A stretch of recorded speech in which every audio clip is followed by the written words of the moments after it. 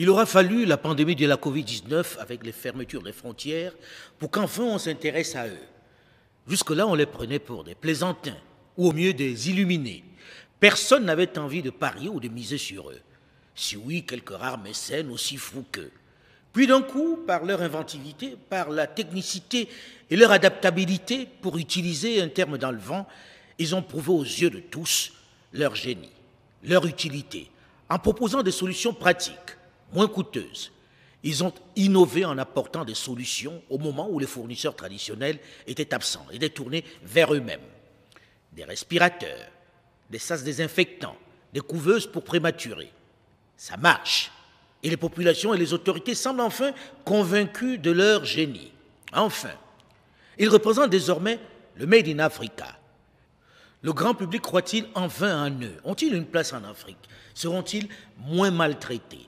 Bonjour à tous et bienvenue dans le débat africain qui est aujourd'hui au Mali, en marge du forum de Bamako, cadre de réflexion des intellectuels universitaires et politiques sur les problématiques continentales. Avec sur ce plateau plusieurs invités, plusieurs inventeurs primés ici et ailleurs. D'abord, Muntaga Keita, le génie trouve-tout guinéen qui a conçu entre autres la tablette HealthScan, capable de détecter les symptômes de la Covid-19. Muntaga Keita est aussi le patron de Tulip Industries. Il est dans le même temps l'inventeur d'une borne de télémédecine permettant aux professionnels de santé d'ausculter les patients à distance. Ceci n'est qu'une partie de ses inventions. Je n'oublie pas les ordinateurs debout. Il a remporté la médaille d'or au 47e Salon international de Genève en Suisse. Il est cité parmi les 50 meilleurs innovateurs africains à Kigali. Bonjour Muntaga Keita. Bonjour. Merci d'être là. Second invité de ce plateau, Serge Armel Ndjidjou, le fondateur de Fab Labayu Techno. Il est le champion de la lutte contre la mortalité infantile en fabriquant les couveuses néonatales interactives qui fonctionnent même en cas de coupure d'électricité. Au sein de l'Agence universitaire pour l'innovation, dans le climat de psychose de la Covid-19, il a créé le portique désinfectant au Cameroun, qui équipe désormais de nombreux édifices et administrations. Bonjour Serge Armel Ndjidjou. Bonjour M. Foucault.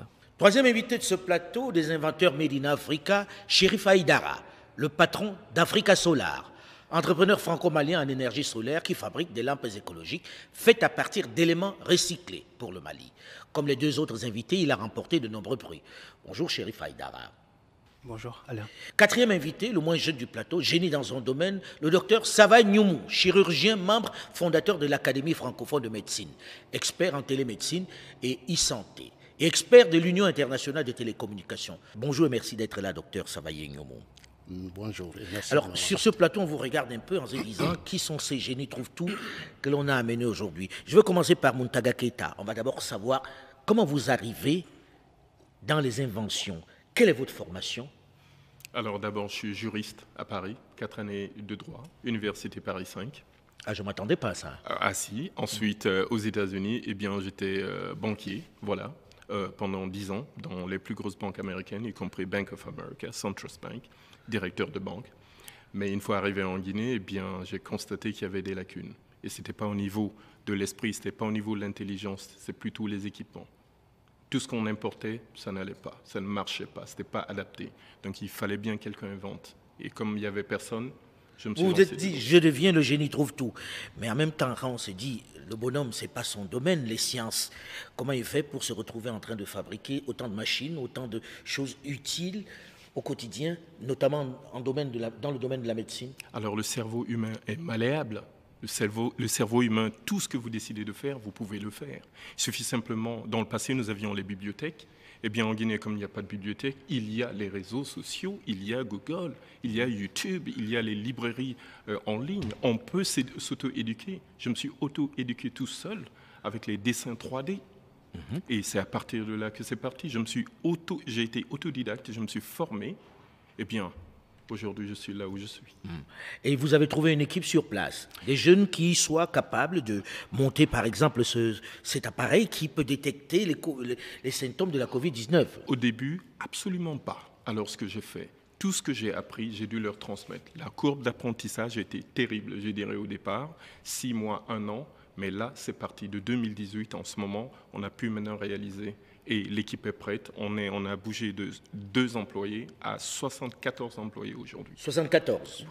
Tous guinéens ou bien vous avez fait venir Tous des expats? Guinéens. Nous avons décidé de vraiment fabriquer les choses localement, d'avoir cette fierté, parce que si on inclut une personne qui arrive de l'étranger, on dirait c'est la personne qui est venue de l'étranger qui les a enseignés. Alors j'ai recruté uniquement dans les universités guinéennes, Gamal Abdel Nasser, l'université de Sanfonia, d'autres universités à côté. Chaque année, ils m'envoient des stagiaires et nous piochons dedans. Excusez-moi, j'ai envie de satisfaire une curiosité. Comment quelqu'un qui est juriste se retrouve en train de fabriquer une borne de télémédecine qui permet aux professionnels de santé d'ausculter des patients à distance? Alors c'est très simple. En Afrique, nous grandissons avec des rêves, mais la famille décide autrement pour vous. Je suis né ingénieur, mais la famille avait décidé autrement. Toi, tu seras médecin, toi, tu seras avocat. Tout était distribué dans la famille, entre nous. Donc Alors, avant ça, vous faisiez déjà des choses, vous eh bien, inventiez avant des ça, choses? j'ai inventé. Depuis l'âge de 5 ans, je bricole avec la radio de papa ou bien la télé. J'ai démonté tout ce qui était dans la maison.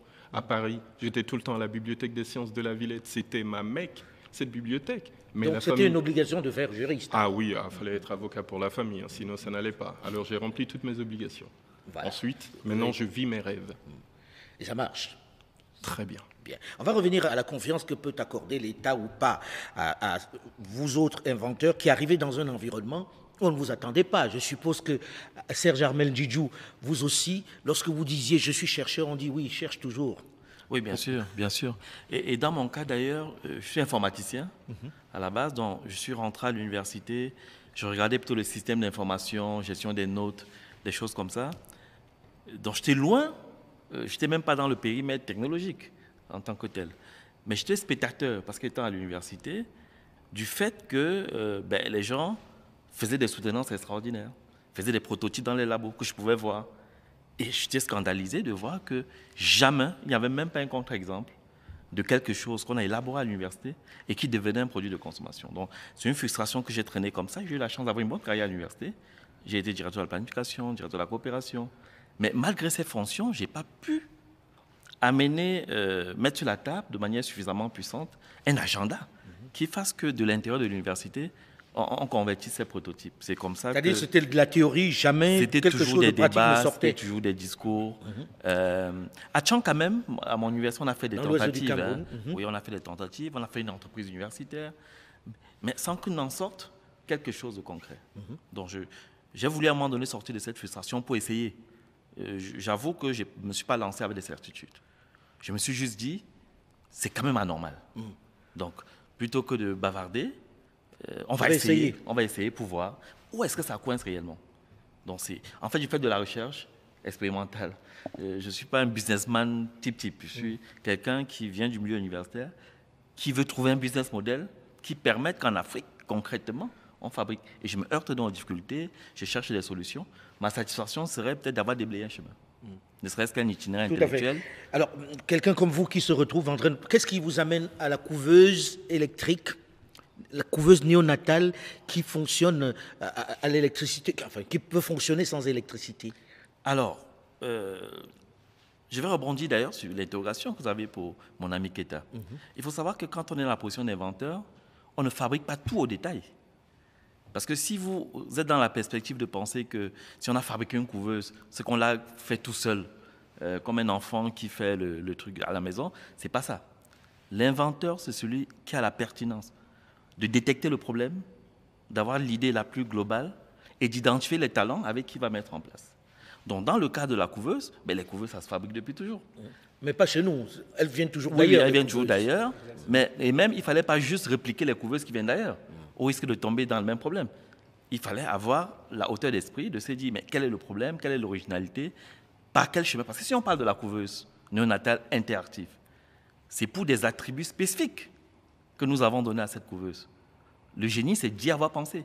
Alors, c'est quoi sa particularité? Parce qu'il faut que les gens sa particularité, c'est de défier l'indigence énergétique. Oui. C'est-à-dire que généralement, il y a des gosses dans les hôpitaux où on les place dans le peu de couveuses qu'il y a, qui meurent parce qu'il y a des délestages, par exemple. Il y a des délestages, il y a des baisses de tension. Il y a des baisses de tension. Il y a des va-et-vient. Et comme la couveuse, c'est fondamentalement une régulation électronique d'une enceinte, mais les cartes électroniques, elles plantent ou elles se foirent. Voilà. Et puis, les gens sont trop loin, on n'a pas la carte, ça vient de Chine, d'Inde, et tout ça. Il faut des mois et des mois pour que la couveuse refonctionne. Parfois, ça ne fonctionne jamais. Ouais. Il y a pénurie de couveuses, mais je peux vous dire qu'il y a tellement de couveuses au rebut. Donc nous, on a tout de suite compris, c'est ça la créativité, qu'il faut une couveuse qui est résiliente d'abord aux fluctuations énergétiques et qu'en cas de coupure, elle puisse rester assez longtemps, le temps que le courant revienne. Et même que dans des endroits où il n'y a pas de courant du tout, que ça puisse fonctionner au solaire. L'autre problématique qu'on a résolue et qui fait la particularité de cette couveuse, c'est l'interactivité qu'on a introduite. Vous savez, chez nous, il y a peu de pédopédiatres. Donc vous avez quelqu'un qui doit gérer 10 couveuses. La couveuse est connectée à son smartphone. Ça, c'est original. Ça veut dire que... Au smartphone du médecin. Voilà. Ça veut dire que il est au marché, il est je ne sais pas où, il peut, par curiosité, savoir l'état des couveuses. Et si on l'appelle pour lui dire qu'il y a une situation, il peut déclencher une vidéo pour voir qu'il y a une détresse respiratoire et donner les consignes appropriées. Donc cette interactivité, et puis autre chose que nous avons découvert, chemin faisant, je n'y pensais même pas au départ, mais pour les parents, c'est extraordinaire. Il y a une déconnexion quand vous faites un bébé prématuré. Parce que le bébé doit être dans une enceinte. Oui. L'accès n'est pas facile. On n'a pas le droit d'y entrer. Or, pour l'Africain, avoir la possibilité de voir sur le smartphone maintenant le bébé qui est en couveuse, ça crée une connexion inattendue. Et puis pour nous, les fabricants, cette interactivité, c'est du pain béni. Ça nous permet de faire la maintenance préventive, de voir ce qui se passe et d'imaginer de nouveaux modèles économiques. Vous imaginez bien qu'une couveuse connectée, je peux facturer à l'usage. Je peux facturer à tempérament, puisque je peux orienter le déclenchement de son fonctionnement. Vous disiez que vous n'étiez pas un businessman, mais vous y pensez quand même, c'est déjà pas mal.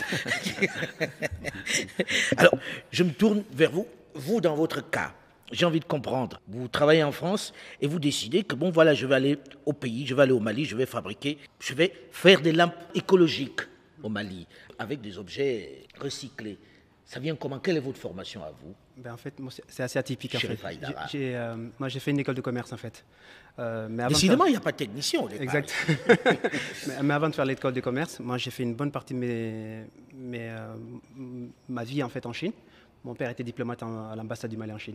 Donc, comme Montaga Keïta, et vous étiez en Chine, alors? Ah, excellent. De 98 en 2003.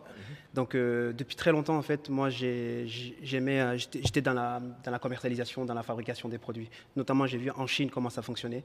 Donc, quand je suis rentré en France, donc j'ai commencé, donc, du coup, responsable commercial pour des groupes, agents commerciaux. Et donc, ça me plaisait.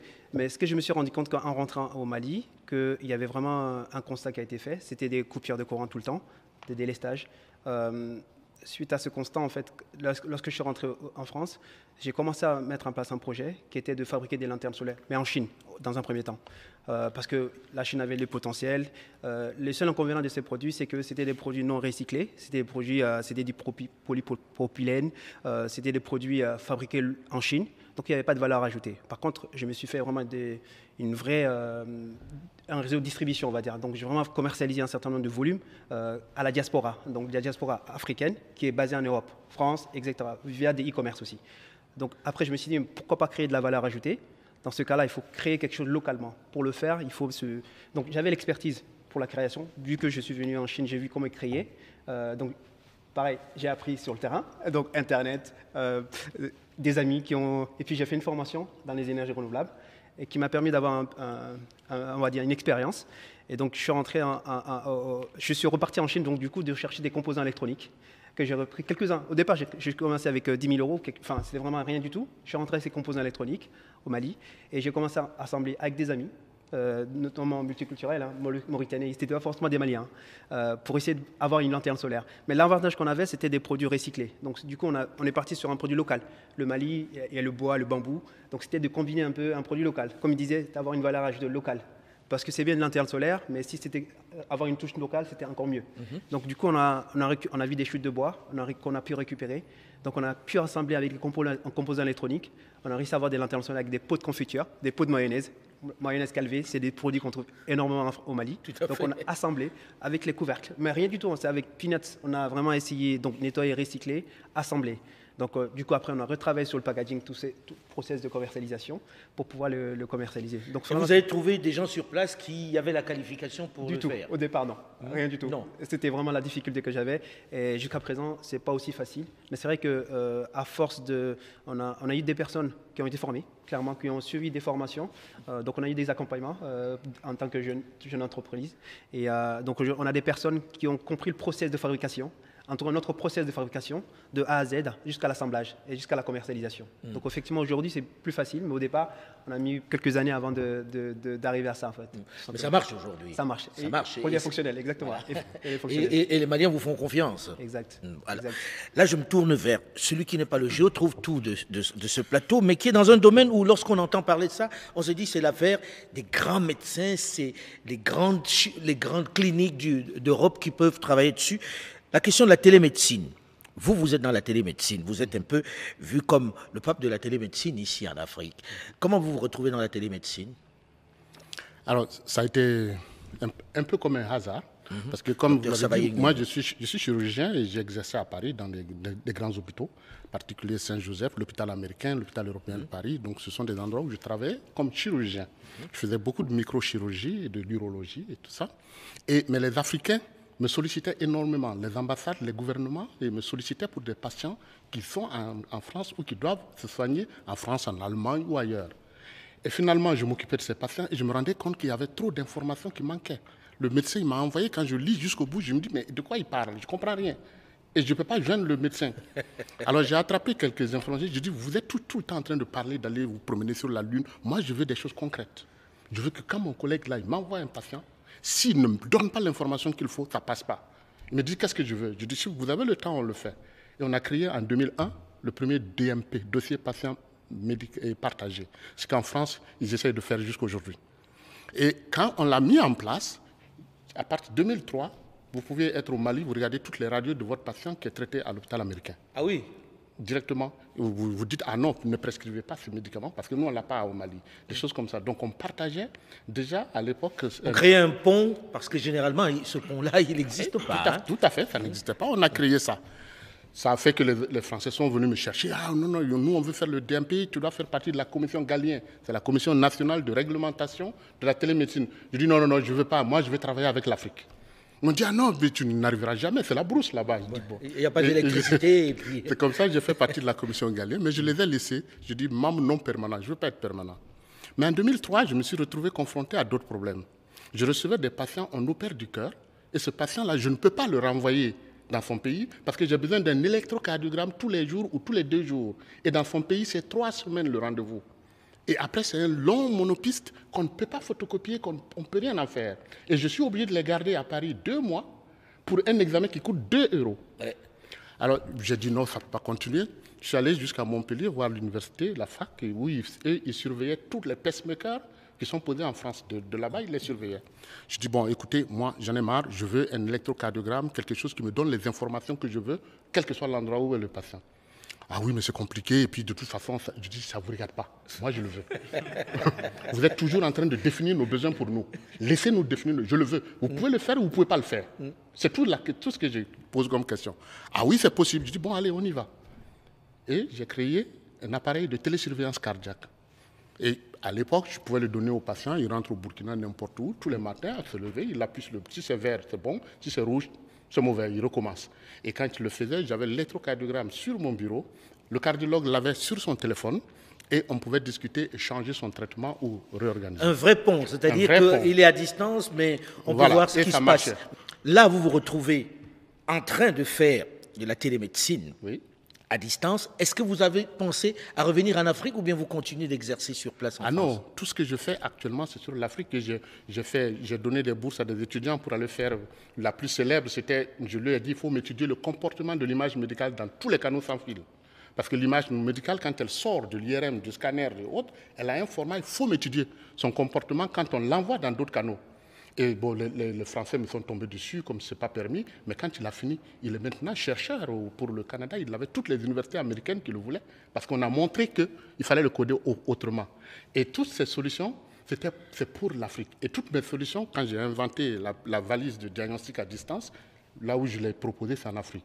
Donc il y en a dans différents pays où il circule, elle est indépendante, vous allez où vous voulez, vous faites un bilan complet. Sang, urine, échographie, électrocardiogramme, électroencéphalogramme, tout ce que vous voulez, en fonction de votre situation. De votre situation.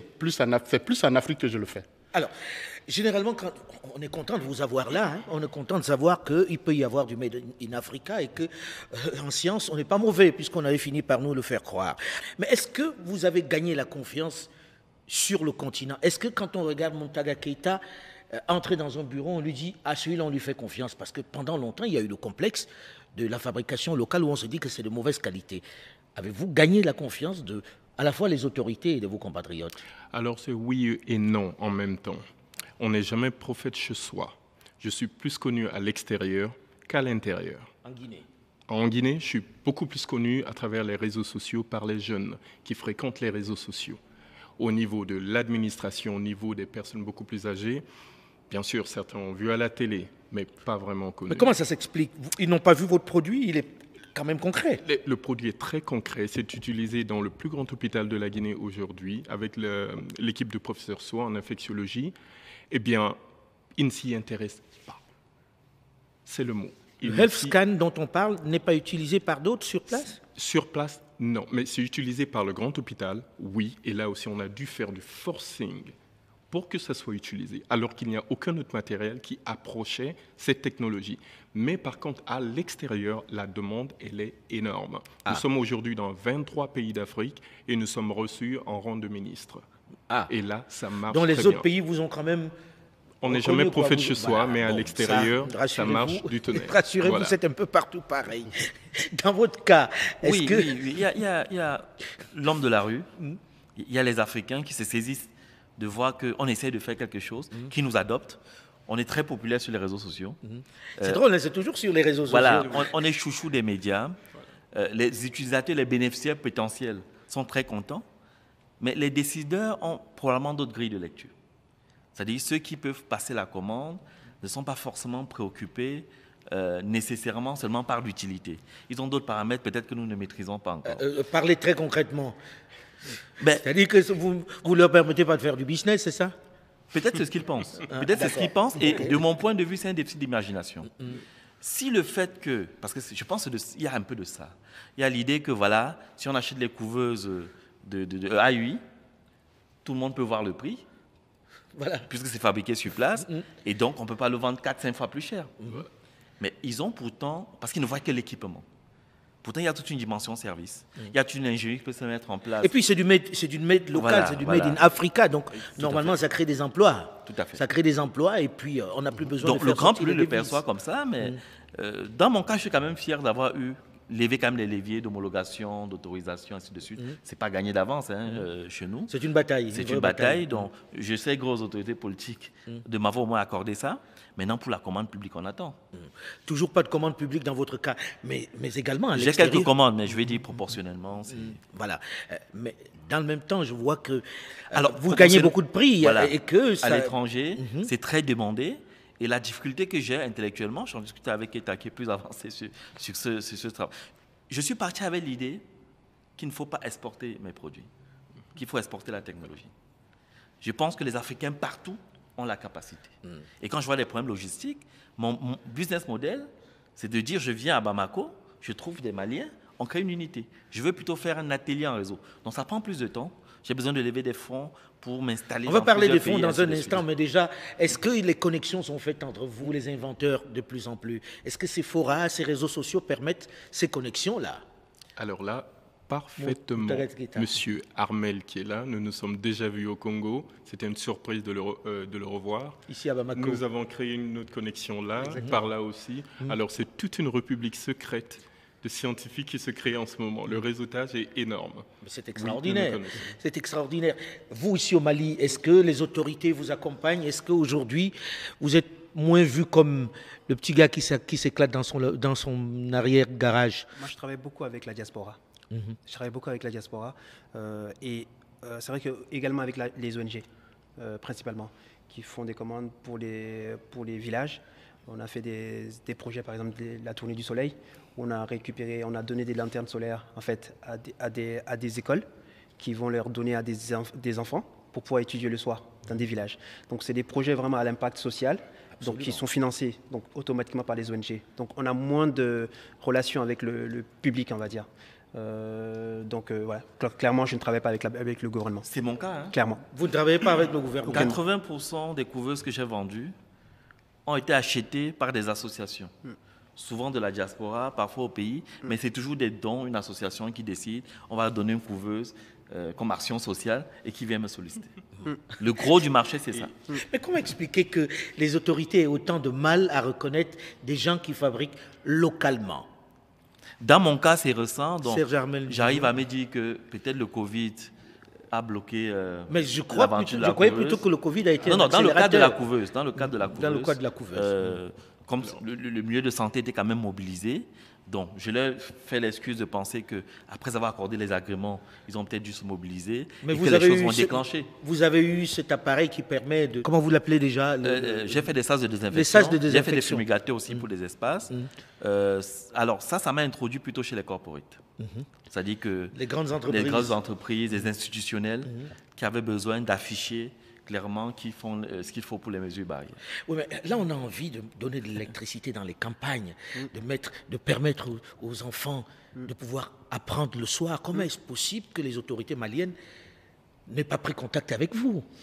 J'ai pas de réponse à te donner par rapport à ça, clairement. Parce que c'est vrai que moi, j'ai toujours travaillé, je travaille beaucoup avec l'extérieur, la diaspora. Je travaille beaucoup à l'international. Je suis plus connu à l'extérieur qu'à l'intérieur, en fait, du Mali. Oui, mais clairement. Chérif Aïdara, vous êtes franco-malien, certes, mais malien. Exactement. Ici, il n'y a personne qui soit venu parmi les autorités dire on peut faire ceci dans tel village ou dans tel autre village. Du tout. Est-ce que vous en avez fait la démarche? J'ai fait la démarche, même à l'inverse. Parce qu'en fait, c'est vrai que la structure, on est plusieurs actionnaires, en fait. Donc, ce que j'avais compris, parce que c'est vrai qu'avec l'histoire, enfin, avec le temps, j'ai compris plein de choses. Moi, au départ, ça fait depuis 2011 que j'avais cette idée-là. J'étais venu pour la mettre en place. J'étais encore plus jeune. Quand je suis venu, personne ne m'a écouté, clairement. Ce que j'ai décidé, c'est de rentrer en France et donc de voir avec mes associés, donc un Français, de revenir avec lui. Et ça va changer la donne. De rencontrer des... Donc quand on voit le blanc devant, on se dit, ah, ça doit être bon. Ça a changé la donne. En tout cas, j'ai eu des portes qui se sont ouvertes. Mon Dieu. Malheureusement. Ou heureusement, Parce ça dépend. qu'il y avait un blanc devant, on s'est dit, ah. En tout cas, j'ai compris qu'il y avait un avantage. Il y avait un avantage d'avoir quelqu'un d'ancien, quand même âgé, grave en 2020, âgé en quand même. 2021. Et Qu'il on a faille aller rencontré des chercher. personnes. On a rencontré des personnes. Mais derrière ça, il n'y a rien qui est devenu. Ouais. Vous voyez, donc Ça c'est pour ça commande que toujours pas. c'est ça. Donc, vous qui êtes dans la télémédecine, est-ce que vous êtes sollicité pour venir travailler sur place? Est-ce que vous avez des contacts avec les autorités? Vous êtes par exemple du Burkina. Est-ce que vous avez des contacts avec les autorités du Burkina pour que vous apportiez votre science? Je vais vous raconter une anecdote qui vérifie ce qu'il a dit. En 2007, je suis allé au Burkina. J'ai fait un réseau. J'ai amené, on était 5, 3 ingénieurs, une spécialiste en communication et moi. On a fait 2800 km dans le pays. Aller voir tous les endroits où il y avait un système médical. Et j'ai proposé un système complet. J'ai donné mes valises gratuitement. 2007, ils n'ont pas pris. En 2007? Oui, j'ai réuni tout le monde, les ministres et autres. Ah, c'est vraiment bien. Ils n'ont pas pris, ils n'ont rien fait. Là, en 2008, j'invite le directeur général de la médecine hospitalière à Düsseldorf, la Mecque de la technologie médicale. À l'époque, je savais qu'il y a le congrès annuel des astronautes et de tous les médecins qui s'occupent des astronautes, de les tester, de les recruter et tout ça. Et le directeur général, qui est un professeur allemand, c'est un ami, il m'a dit, écoute, cette fois-ci, il faut que tu viennes. Donc je l'ai invité et je l'ai amené à cette réunion. Le professeur Rupers, c'est vrai que quand il parle, lui en tant que médecin ne comprenait rien, parce que le cerveau, quand il va là-bas, son poids est multiplié par 7. Et Rupers me dit, il dit à tout le monde, j'ai demandé à quelqu'un de venir ici. Moi, quand un astronaute est là-haut, que j'ai besoin de lui faire un examen de sang, si je dis 3 millions d'euros, on me donne les 3 millions d'euros. Et je lui fais une simple goutte épaisse. Mais j'ai trouvé quelqu'un qui fait plus loin que ce que je fais et qui a le culot de vouloir en faire du business. Docteur Nimoussa Yahvé, pouvez-vous nous expliquer? Quand je me suis levé, le directeur de la médecine hospitalière, il a été sidéré. Et quand je finis, il dit, alors c'est vrai, nul n'est prophète chez soi. Toi, tu es à ce niveau-là. Ça fait 4 ans que tu nous parles. On ne t'écoute pas.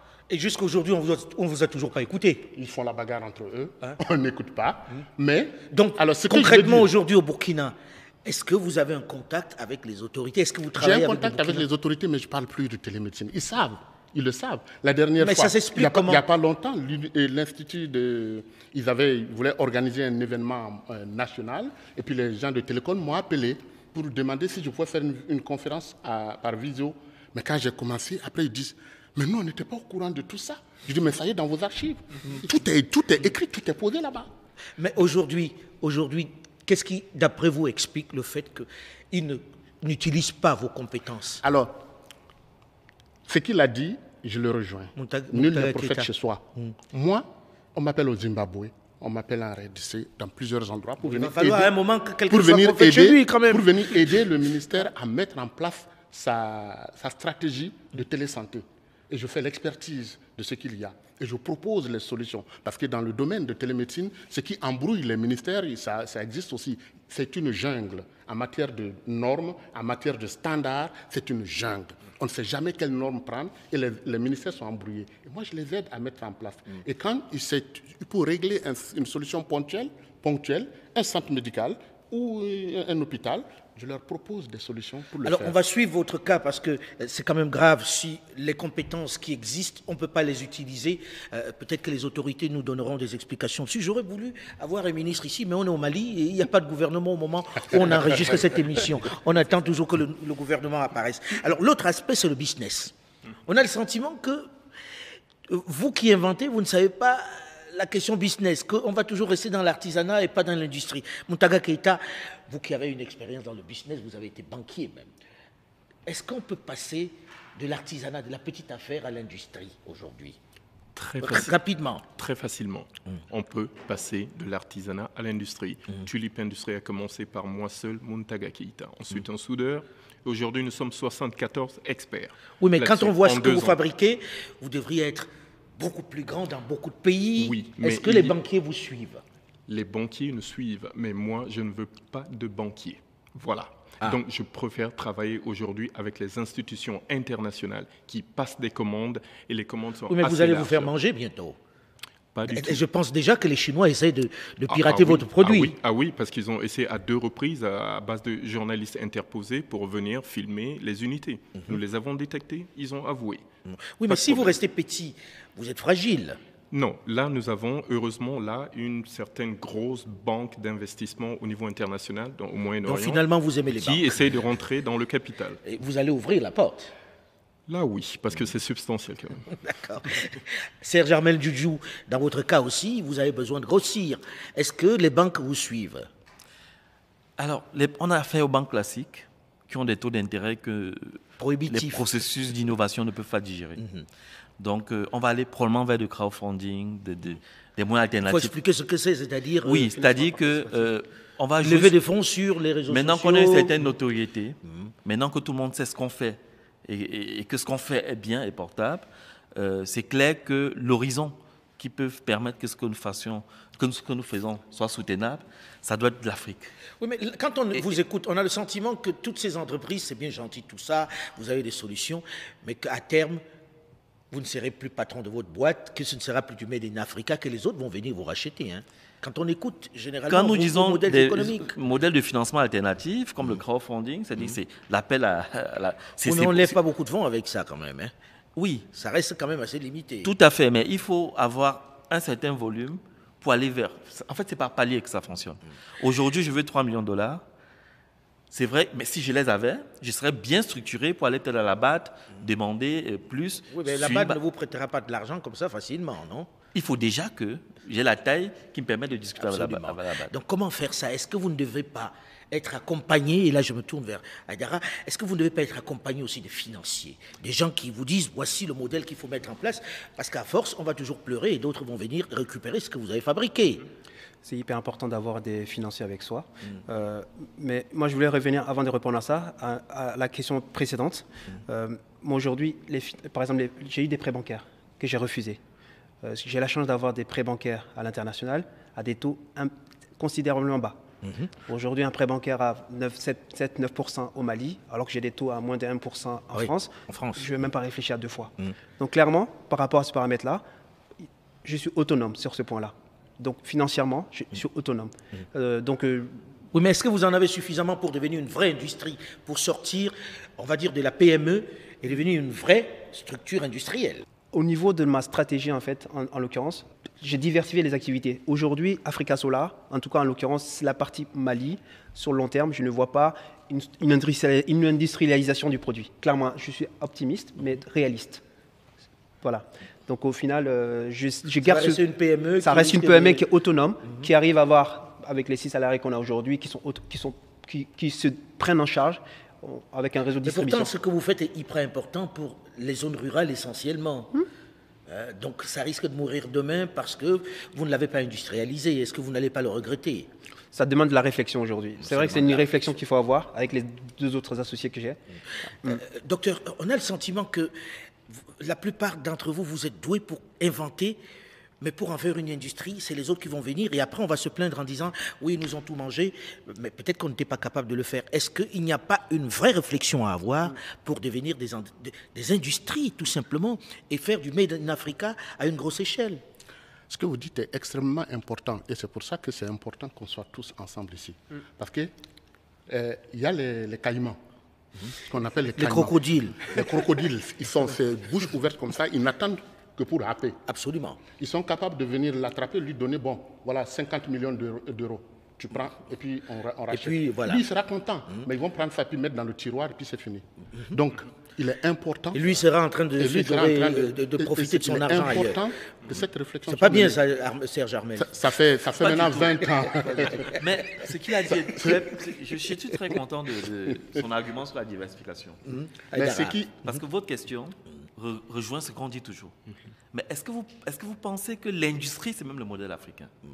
Pourquoi pas? Mais on est dans un monde, un monde le monde, c'est il est partout occidental. l'industrie. Là, c'est un standard occidental. Le monde, il est Attention. grand, mais nous, les praticiens, on est en train de comprendre qu'en Afrique, le chemin, c'est pas de faire l'immense usine comme BMW et comme ça. Parce que la logistique, c'est vrai qu'on dit maintenant qu'on fait la zone de libre-échange. Si je produis des milliers de couveuses au Cameroun, en espérant les distribuer dans beaucoup de pays, je suis sûr que c'est un modèle qui ne marche pas. Je le vois tous les jours. Oui, mais là vous avez pensé peut-être petit, non? Parce que non, là, vous avez dit on peut penser grand. cas. On peut Vous penser dites les grand. cas. Il y a 1,2 milliard de clients potentiels. Oui, et vous exactement. pensez Cameroun. Est-ce que ce n'est pas un peu Non. réducteur? Je dis dans l'industrie, il est fixé quelque part. Par contre, ce qu'on peut faire, c'est 50 ateliers en réseau. Exactement. Bon, C'était là. Moi, je pense c'était qu'il le voulait point lancer qu'il fallait voir. diversification. C'est d'avoir des mini-ateliers en Alors fait. que En je réseau. termine. C'est ça qui est plus adapté. Oui, mais docteur, par- rapidement, il veut terminer, surtout que le temps tourne vite. Voilà, donc que je termine. En fait, il y a une combinaison de ce que vous dites. Parce que les grands, si vous les appelez, ils vont vous happer. Et quand ils vont progressivement, ils vous éjettent. Mais quand je prends par exemple moi mon modèle, aujourd'hui on a des modèles économiques qui peuvent fonctionner et on va devenir grands, mais tous grands ensemble. Quand j'ai commencé la télécardiologie au Cameroun, malheureusement ils étaient très gourmands, ils n'ont rien compris. Je voulais produire les ECG là-bas et distribuer. Les jeunes là ont voulu. Bon, donc ça c'est autre chose. Mais aujourd'hui, par exemple, quand je prends ici au Mali, moi je suis venu, ça fait 6 mois, j'ai discuté avec tous les pharmaciens. Et avec les pharmaciens, je dis bon voilà, vous avez trop de faux médicaments. Ça tue les gens. Il y a 700 000 morts par an en Afrique pour les faux médicaments de palu et de tuberculose. Je dis, je vous fais la traçabilité, la carte d'identité de chaque médicament pour que ce qui rentre dans votre pharmacie, quand ça sort, on sait exactement qu'est-ce qui sort et qu'est-ce que les gens prennent. Ils sont très contents et ils vont payer pour avoir ces solutions. Et quand j'aurai tout ce monde, je n'aurai pas besoin d'investissement. Je fais en même temps, le mois prochain, je lance ici même, au Bamako, une application où si vous allez à l'hôpital en urgence, on vous fait des médicaments de prescription, vous rentrez ça vous dit la pharmacie la plus proche où il y a et Alors, combien ça coûte. tout c'est bien, mais Donc, il ce va sont falloir des- malheureusement que nous arrêtions parce que le temps n'est pas extensible, que vous pensiez business. Parce que c'est bien d'inventer, mais il y a un énorme marché africain d'1 milliard 200 millions d'habitants. Maintenant, organisez-vous comme vous voulez, mais il ne faut plus que dans 3 ans, dans 4 ans, vous veniez en disant on m'a mangé, On m'a mangé. ils ont encore apporté leur impérialisme. Peut-être qu'on sera responsable à ce moment-là. Merci en tout cas d'être venu en Merci. débattre. Merci. Et Merci bon beaucoup, courage merci. dans vos inventions. Mais la On clé, c'est espère la qu'on commande aura publique. beaucoup de Made in Africa. Bon courage en tout cas. Nous arrivons au terme de ce débat africain réalisé par Sébastien Faye avec aux caméras Bokari Tchoulenta et Ibrahim Sango. Delphine Michaud, Olivier Raoul et Alain Foucault, nous vous donnons quant à nous rendez-vous la semaine prochaine, même heure, même fréquence, pour un autre débat africain. Dans un instant, une nouvelle édition du journal sur Radio France Internationale.